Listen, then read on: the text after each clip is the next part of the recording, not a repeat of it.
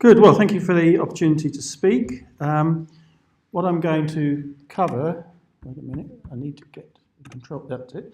I'm going to have a little bit of a preamble, then a methodological introduction, and then take you through 3 case studies, travelling around the world, from Palestine to Birmingham and then to Surrey, and then look at future directions. So, you've already just introduced me, but this is my life history. I am a medical microbiologist. I have a PhD. You can follow me on YouTube and on Twitter if you like. You're allowed to live tweet this if you wish. I have no problems with that. My research interests span quite a large canvas: bioinformatics, bacterial pathogenomics, genomic epidemiology of bacterial pathogens, and more recently metagenomics and microbiomes. And throughout my career I've worked really in this kind of One Health space where we've been looking at organisms that cause disease in humans but also often are transmitted through the food chain and acquired from animals. And similar principles apply in veterinary medicine and human clinical medicine when we're dealing with these kind of things. Now, obviously, we always have to make a declaration of interest to show there's no conflict of interest. I have to admit that I belong to a very obscure sect known as metagenomic fundamentalism, and you can see here some of the details of this sect. So don't expect me to be even-handed when I describe metagenomics as a tool. As far as I'm concerned, this is the only tool that's worth thinking about, and all these other things that people do, like PCR and culture, I mean, they are so 20th century. And you can see here that we are in the process of engaging in outreach and missionary work, and we've come to Surrey, and we're pleased to say that we've opened our most recent branch here with the conversion of Don Laragione the Zealous to this particular creed. Just a quick shout out for the Quadram Institute. So the Quadram Institute, where I work, it's a new building and a new institute. It follows on and incorporates the Institute of Food Research, but is now particularly focused on creating interfaces between food science, gut biology, human health and disease. And we're embedded in this world-class biosciences cluster in Norwich, where we have the Earlham, we have the John Innes, we have the University of East Anglia, and the hospital all on our doorstep. And also I should, in this preamble, just give a shout out for our MRC Climb project.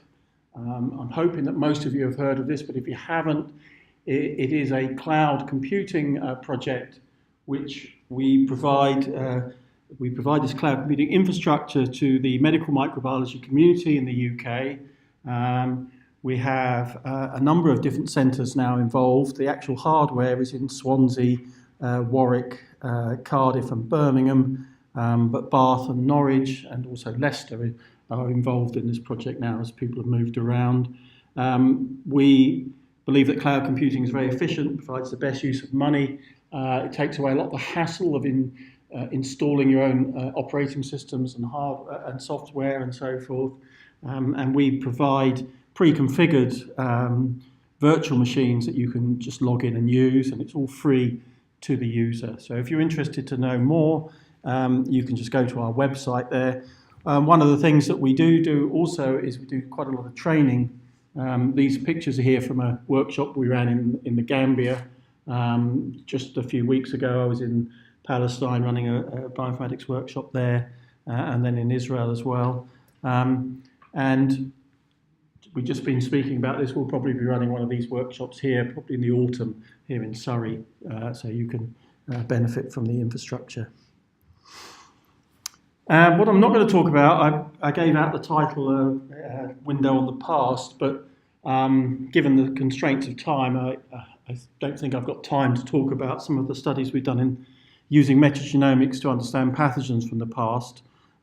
Here's just some screenshots of the papers we published on this kind of stuff. So if you're interested to know more, and we've also looked at sedimentary DNA and looked at wheat sequences from the Neolithic. If you're interested, you can look at those papers. And a couple of years back, the ASM actually paid for a special website to be set up, this K-On site here, where you can fly around a virtual city and you can go to the museum and then you can read all about our work on 200-year-old TB. But I'm not, as I say, because of the constraints of time, I'm not going to say more about that. So now moving on to methodological approaches. So this is one of a couple of summary slides I'm going to use. So basically, when you're analysing clinical samples, and I'm being a bit biased, I've got bacteria up there, but it applies to fungi, archaea, and viruses as well. You've got this stuff, this biomass there in your clinical sample. You can isolate the organisms in pure culture, and you can do whole genome sequencing on it. It's kind of ironic that Didier Raoult a few years ago felt the need to come up with a neologism to describe conventional culture approaches. He calls it culturomics to go alongside genomics and metagenomics. But that's one approach, and you can get your pure organisms, you can get genomes out of them. Metagenomics, in the strict sense, applies to genome to sequencing all of the DNA that comes out of that sample without doing any attempt to culture the organisms first or pull them down or do anything like that. And the idea is that you can do this sequencing and then actually in the bioinformatics sphere reconstruct the genomes that are in that community. Sometimes people use the term metagenomics, perhaps probably erroneously, to describe the use of molecular barcodes like 16S. And this was a technique that was commonly used in the 20th century, in the early part of the 21st century. But as a metagenomic fundamentalist, I say it belongs in the dustbin of history, and we should actually now be using shotgun metagenomics, as I will explain later. Having said that, the first study we did do a little bit of 16S in it. This is a more complicated slide to illustrate some of the same points. That you start off with your sample, and here I'm going to tell you about what we did with ticks and intensive care unit patients and chicken shit. That goes in and makes DNA, that gets sequenced. And what happens in the bioinformatics is that you do this assembly, and so you get the very short reads that you're getting out of the sequence to get assembled into much longer stretches of sequence called contigs. But that's not enough to reconstruct the genomes of the organisms within those samples. You then have to go through a phase known as binning, where you sort the sequences, the contigs, according to their likely genomic origin. And there are various ways that you can do that. You can do that by composition of the sequences. You can do it by the depth of coverage of those sequences. And then once you've done that, you can then do mapping to reference genomes, and you can compare what you've got in your metagenome assembled genome to what else is known and out there. This is actually quite a labour-intensive process if you do this properly. And so what often is done as a quick and dirty look into a sample is you use some kind of reference-based phylogenetic profile. So you have a library of sequences and you compare what's in your metagenome to that library of sequences. One very common approach is a program called Kraken, which looks at what they call k-mers, which basically is just strings of letters in the sequence. And these have been catalogued according to the organisms in a reference database as to how common a particular string is within a particular organism. And using this approach, you can gain an estimate of the relative proportions of various organisms in your sample, and you can follow progression of those communities over time. Perhaps one way of thinking about this is if you shredded up a load of newspapers and you wanted to work out which ones are in French and which ones are in English, you'd be counting how many times THE appeared in a particular piece of text, and that was, that's English if it's got a lot of that, and if it hasn't, then you could call it French, let's say. It's a very similar kind of approach. So the first case study concerns Palestinian ticks, pathogens and endosymbionts, and this was a study done with collaborators at Al-Quds University, just outside Jerusalem, with Abed Nasreddin, Omar Abu Shama, who's a medical student who came to Warwick and did some of the initial studies, and Suhair Erekat.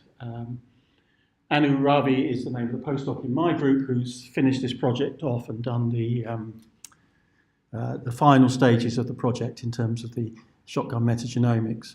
And we did get a GCRF grant from BBSRC that actually funded some of the exchange of personnel on this project. So why would be interested in ticks? Well, these are ectoparasitic arthropods.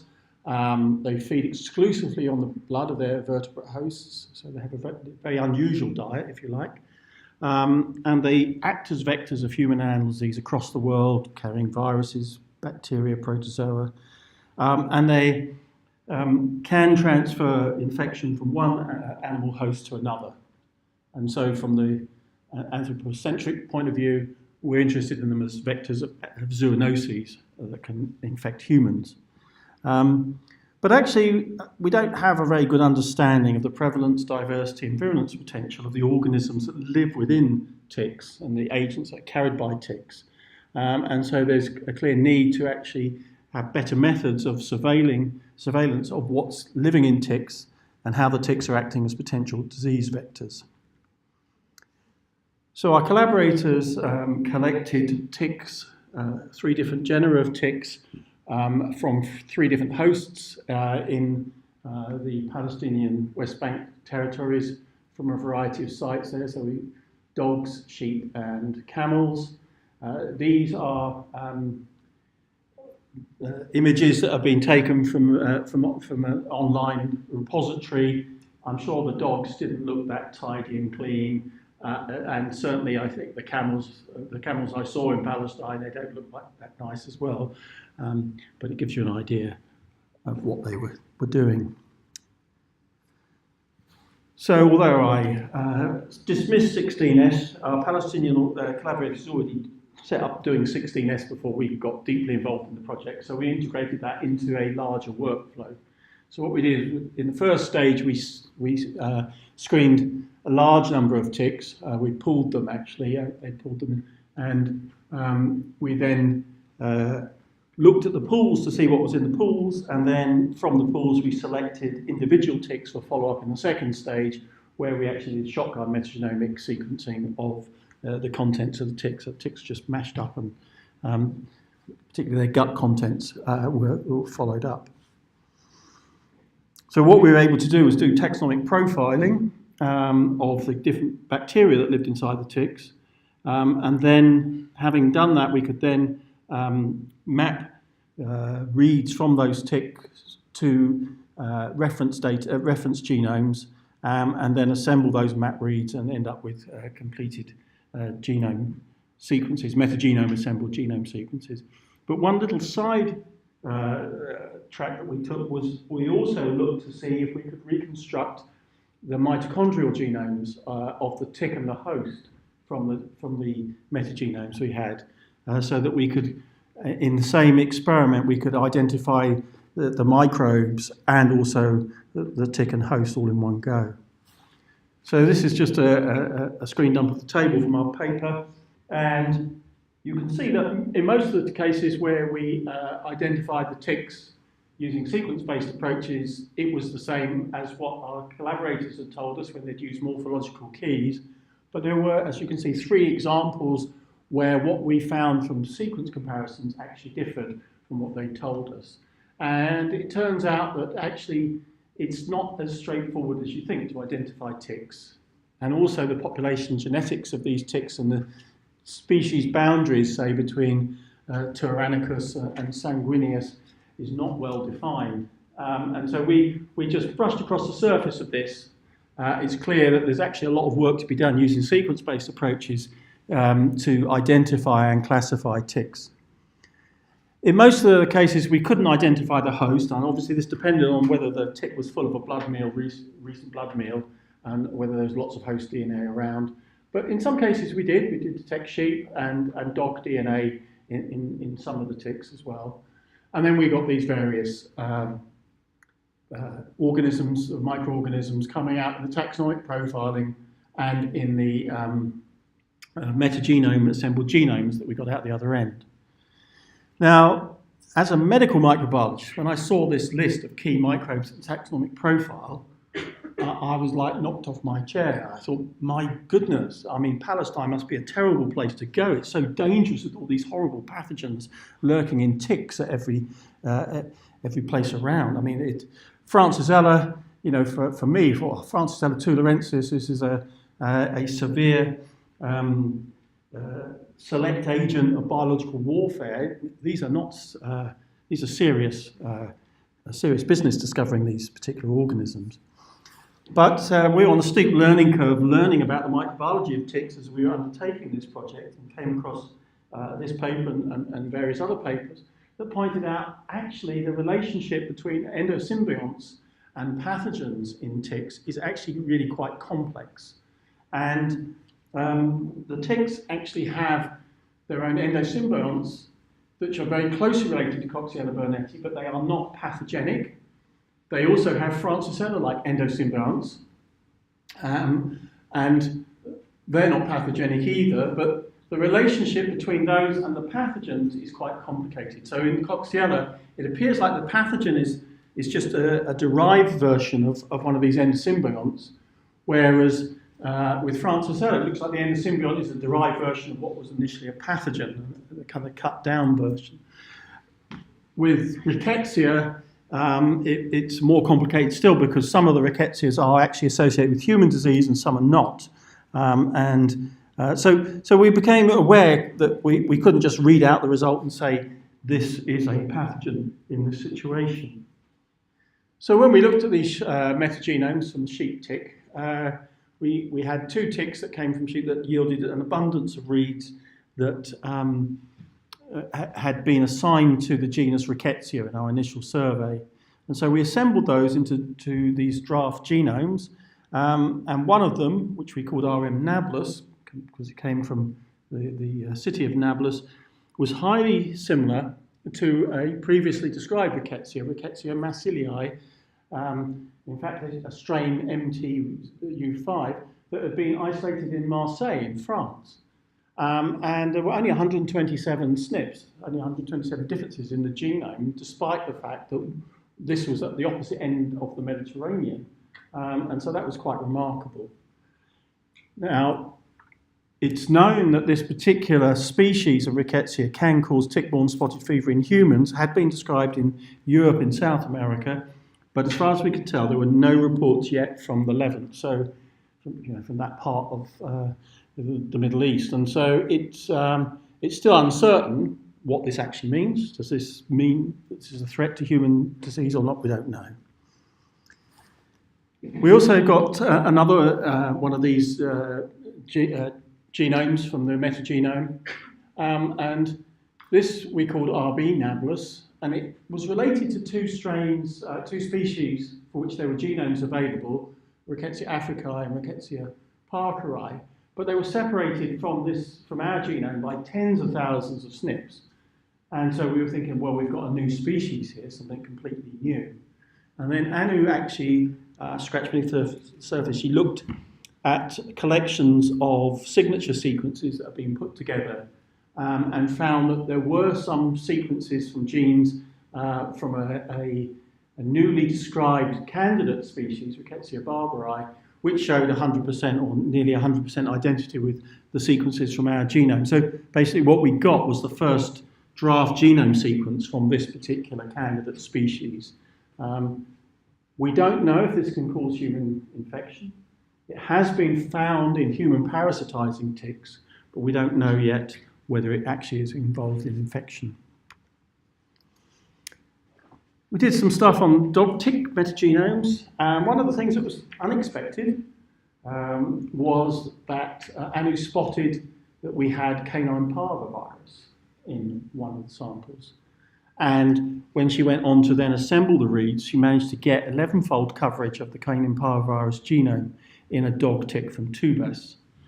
When we looked at what were the closest relatives in the database, it didn't make an awful lot of sense. It seemed to be the closest to a strain that came from northwest China.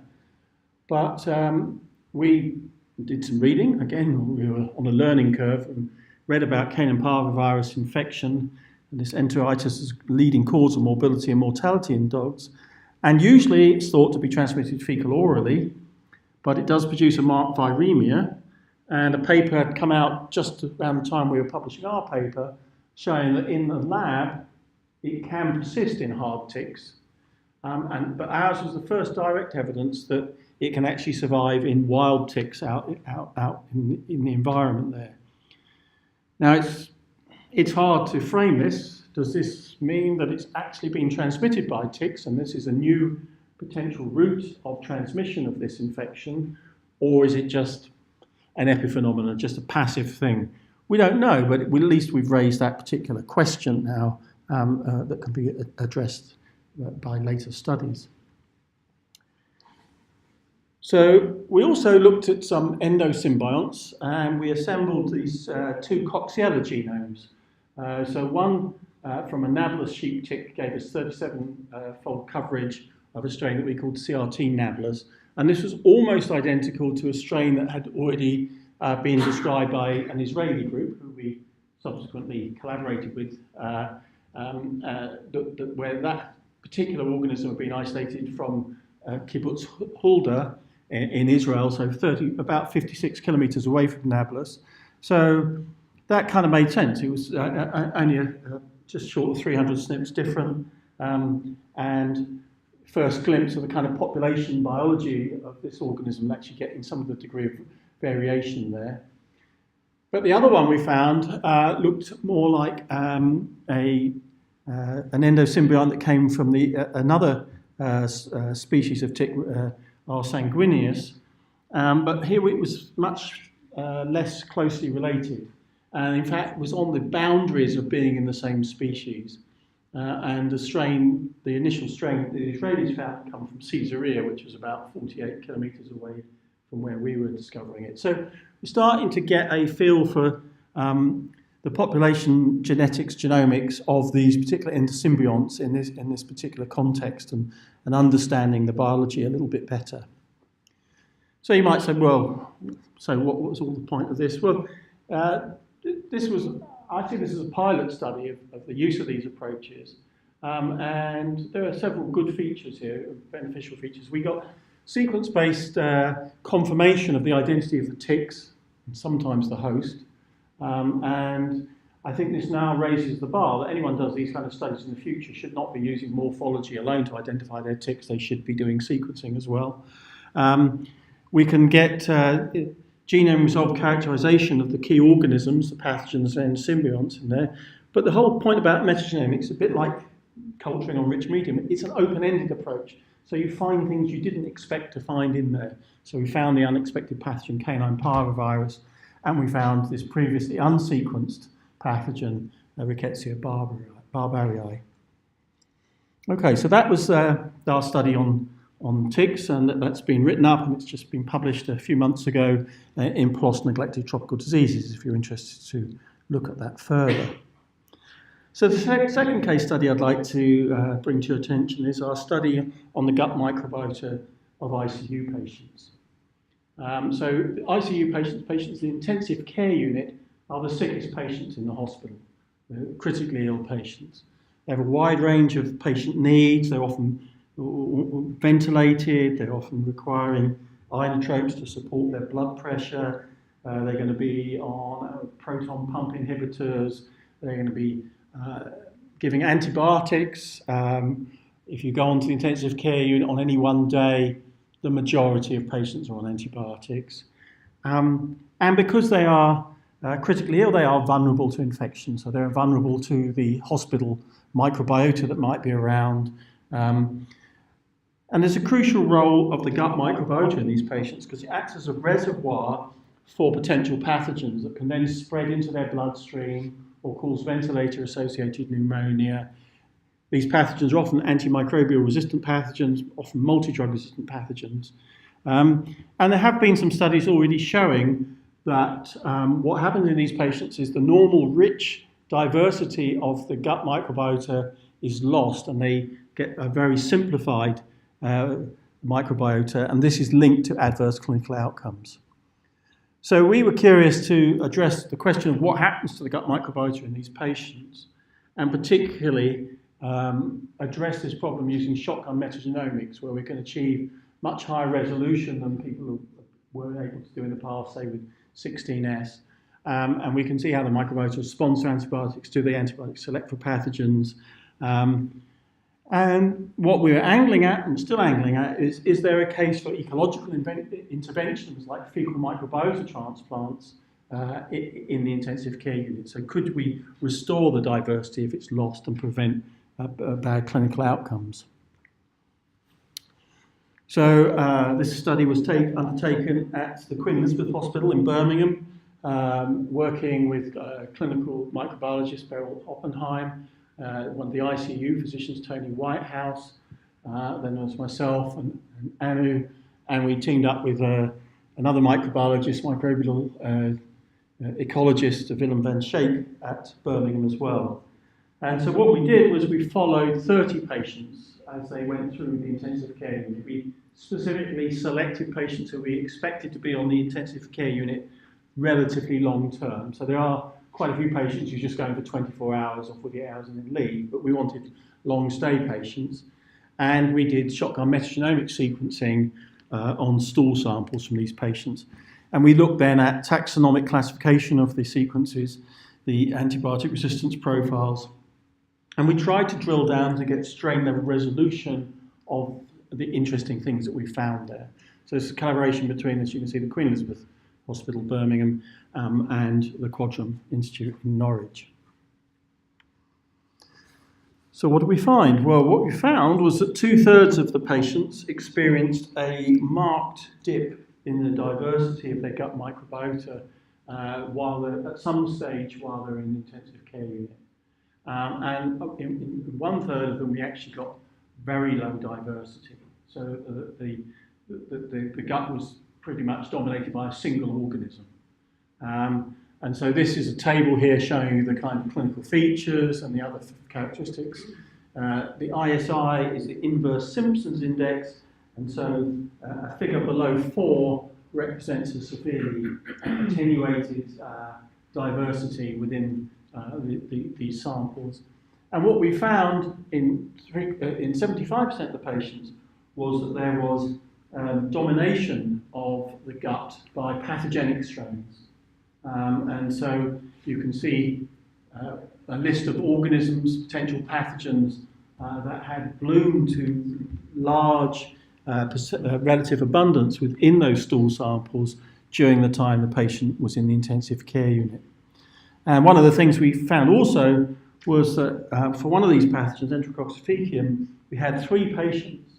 When we actually looked at the strain profile in detail, it was clear that they had the same strain, just a handful of SNPs difference between the strains, suggesting that there was ongoing transmission within the hospital of that particular pathogen between patients or between patients and a common source somewhere in the hospital, which is cryptic transmission that we otherwise wouldn't have seen.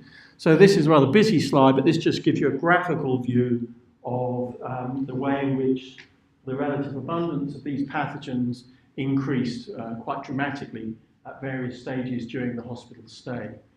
So in most of the patients, they had a single predominating organism, and Enterococcus faecium was the most common of these. In a couple of patients, we got Candida albicans instead, and in 3 patients, E. coli. And you can see in a couple of cases, we got multiple pathogens blooming within the patient over time. Now you can't see here because it's just a bit too small, but also we related this to the antibiotic usage that the patients were receiving. And generally we saw some relationship with a very broad spectrum antibiotic called meropenem. And this was the only parameter where we actually found a significant value when we looked at the gut diversity. But clearly this, giving meropenem, did actually lead to, was associated with a marked loss of diversity. And as part of this loss of diversity, what we see is the loss or the absence even of beneficial commensals. So it's now a kind of truism that your gut microbiota is good for you, it's an external organ that actually does all sorts of good things. In these patients, they are losing much of that function. We also saw, in addition to the pathogens taking over the microbiota, in some cases we saw things that weren't considered pathogens actually coming up to very high relative abundances. So one in particular, this Methanobrevibacter smithii, which is an archaean, was going up to very high levels. And we don't know what that means. It's normally said that archaea are never pathogens. They never cause disease. And they are likely to be resistant to most of the antibiotics that are used, because the antibiotics are targeting bacteria, and archaea are a completely different domain of life. So this is kind of interesting. But we still don't quite know what that means. So our conclusion is, if we're seeing this severe loss of diversity, and we're seeing the domination of pathogens, which are typically antimicrobial resistant, antibiotic resistant pathogens, should we not be trying to restore this diversity by giving fecal microbiota transplants? So fecal microbiota transplants have now become a very fashionable intervention, a very useful intervention in certain situations, particularly recurrent Clostridium difficile disease, but there's a lot of interest in could this be used more widely. This just gives you a graphical overview of the organisms that were in these samples. And you can see in the middle there this band of Enterococcus faecium as a very dominant organism. But interestingly, down at the bottom here, we've got Methanobrevibacter smithii, and you can see that in some patients, this organism was actually also becoming very dominant in certain situations. And we're not quite clear why that is. Why should that happen? And does it have any significance for the patient? So that's all I was going to say on this particular point. We've established that metagenomics does actually work as a surveillance tool in this environment and shows us interesting things that could have clinical significance. We've written this up and we put it on bioRxiv, and we're in the process of trying to get this study published at the moment. So the third case study is looking at the chicken gut microbiota. So there's lots of superlative things to say about chickens, why we should be interested. This is the most common domesticated animal in the world, most important food production animal. It's the most abundant and widely distributed bird in the world, with I think it's 9 billion of them around the world at any one time. If you want to get a bit arcane, it's the most widely distributed and abundant dinosaur in the world at the moment as well. It's had a key role in the history of science, and so understanding the chicken is a clear goal, even if you're only interested in curiosity-driven research. It's a key goal. And the chicken genome sequence has been completed, and this has given lots of insight, but actually the point is that if you look at the nuclear and mitochondrial genomes of the chicken, they're just telling you about a very small subset of all the genes that are associated with the chicken, because the chicken has a gut microbiota, a very rich microbial community that, just like the human gut microbiota, has important functions, assimilating nutrients, producing vitamins, fighting colonization resistance. It also, as in our ICU patient, can act as a reservoir of pathogens that can be spread either spread outside the gut into the chicken or can actually cause disease in humans. And we know that the health of this community and the behaviour of this community is important to productivity, because antibiotics are able to promote growth and have been used in the past in that setting. And so this makes this clearly an important community.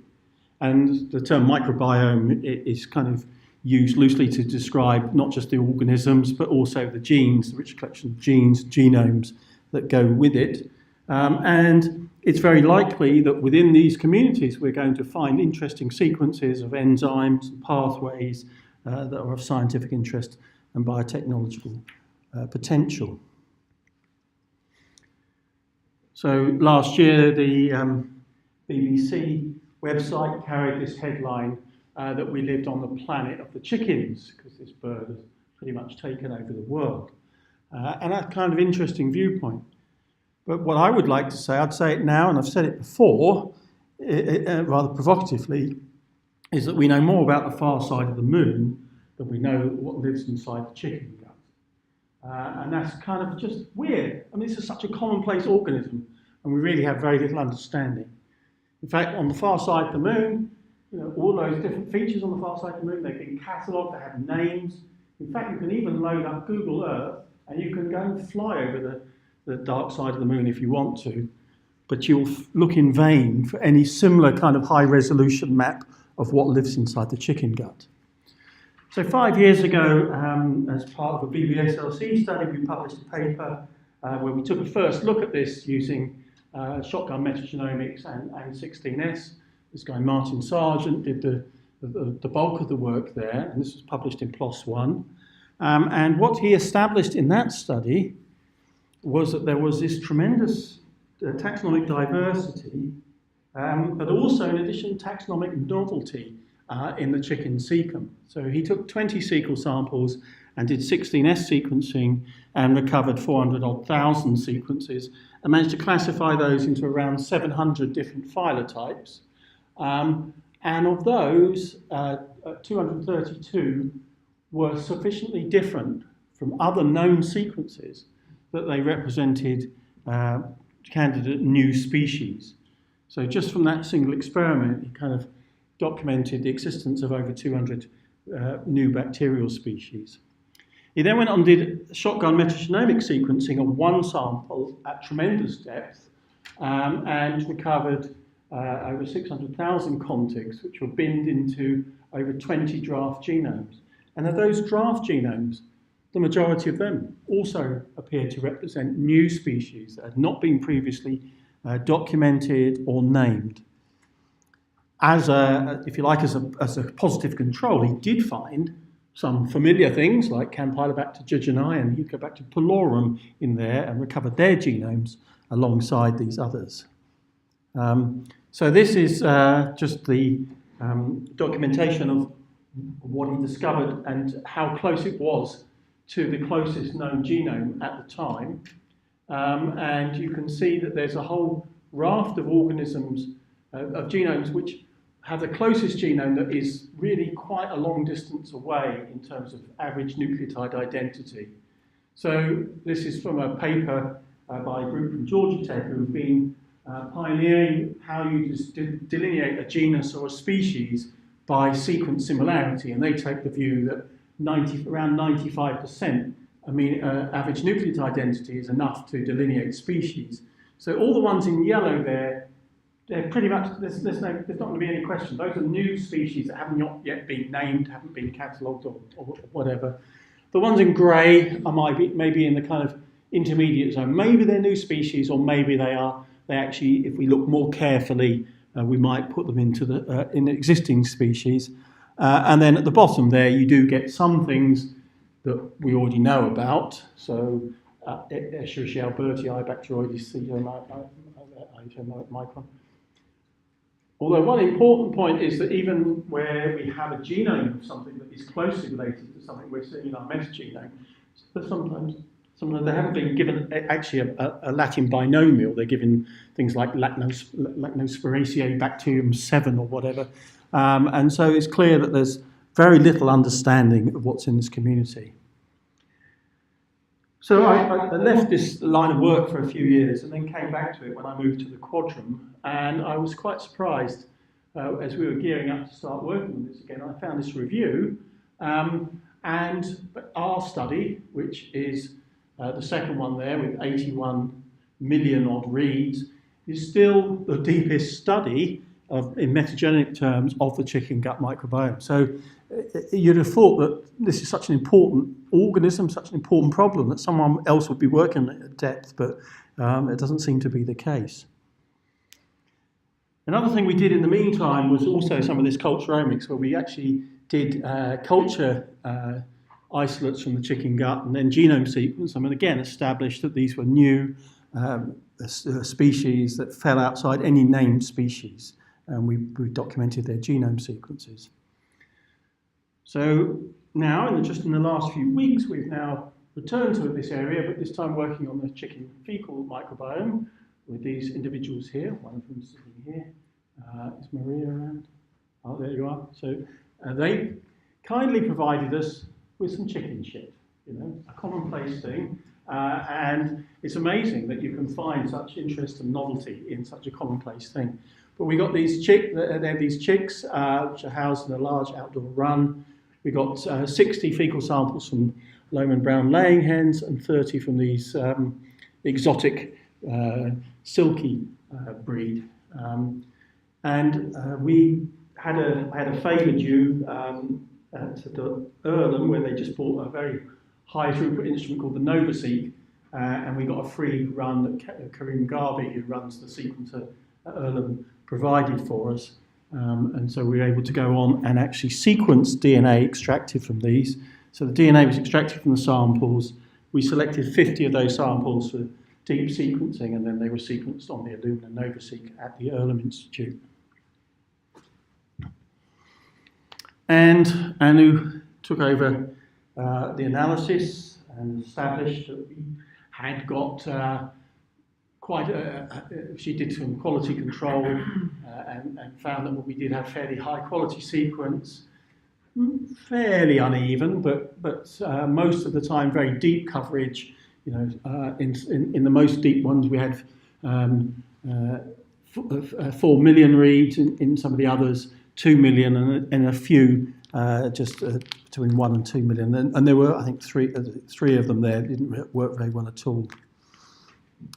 So we've really only just started working on this. In fact, we gave an undergraduate who was doing an 8-week bioinformatics project with us the task of analysing one of these samples just to see what she could find.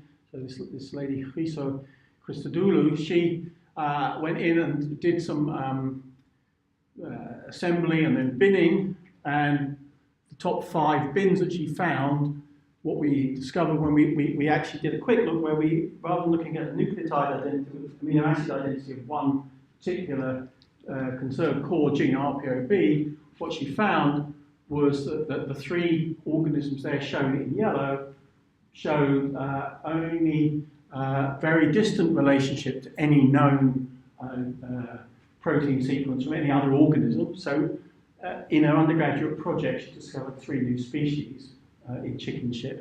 I think that's just, I still can't quite believe that this stuff is still out there as low-hanging fruit, that you can just discover it in a student project. Now it's very, and then she also went on and did some phylogenetics on the sequences, and she established that one of them, this one that she's been for, is actually sits within this phylogeny quite distant from the other. Those are 2 other species there, and the phylogenetic data suggests that yes, it probably is a distinct species. We obviously have to take this a lot further than that to be absolutely clear about that, but it's quite a good outcome for an undergraduate project. Anna was also, and myself, we've been looking at some of these bins as well. It's very much a work in progress. This is literally like in the last week we've done this. And again, just to show you the genus and species boundaries that have been put forward. What we've found, the yellow ones there are things that are obviously so far away from anything else that they must be new species, or even new genera, in fact, the yellow ones. And the very top one there is actually, looks like it's a phage genome, a phage RNA polymerase that's quite so distantly related to others.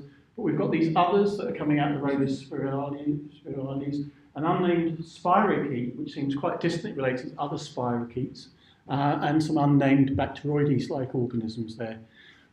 Now, what I've been doing is trying to think of names to give these, because I think one of the problems we've had in the past is we just call these things bin 28 or bin 55 or whatever. So here are some of the candidate names. So Ifria avificalis is named after IFR, the old name for our institute. Quadromia is named after the new name for our institute. Surrey is obviously named after the place in which we are now. And Tabak-Charlie is named after my old supervisor and mentor when I was an early career scientist.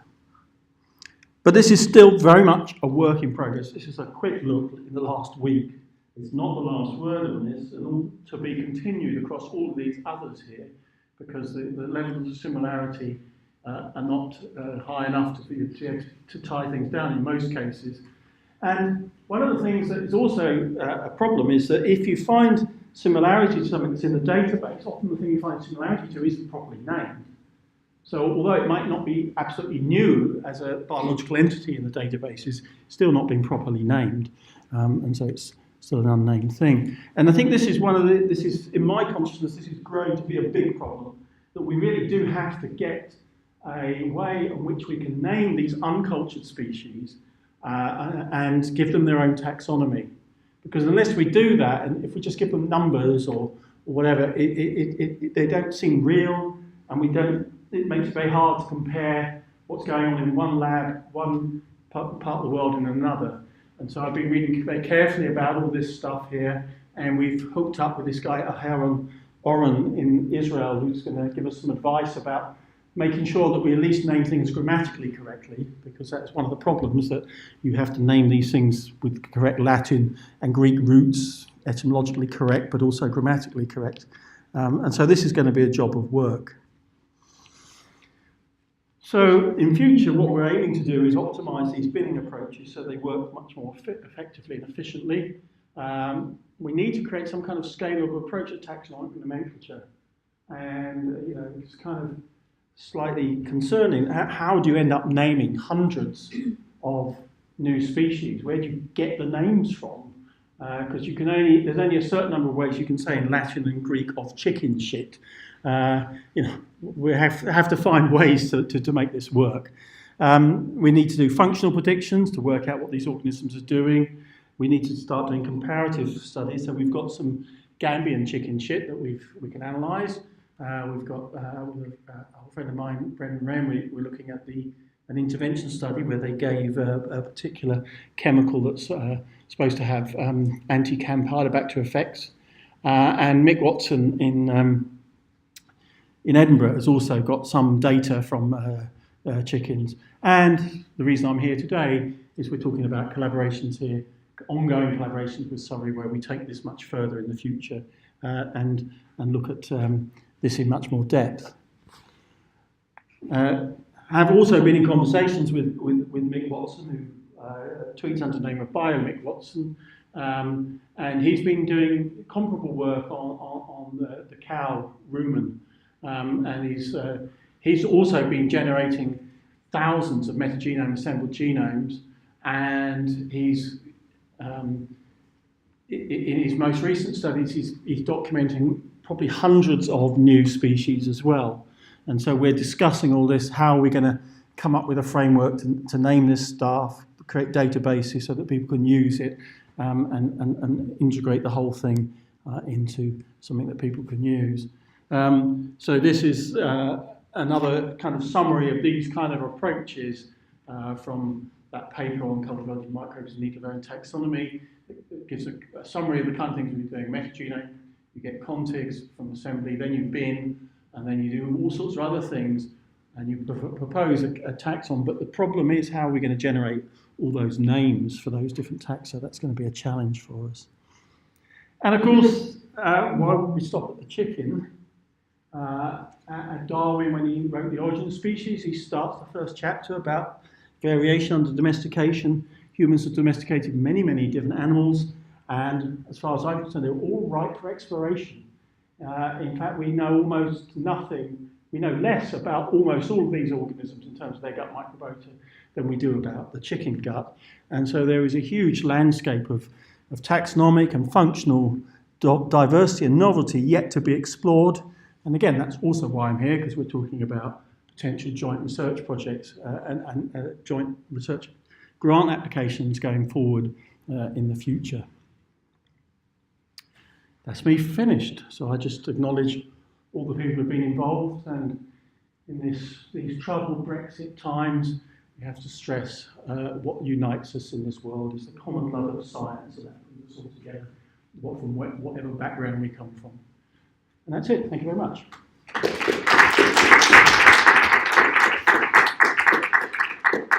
Thanks, Mark. Really good talk. Really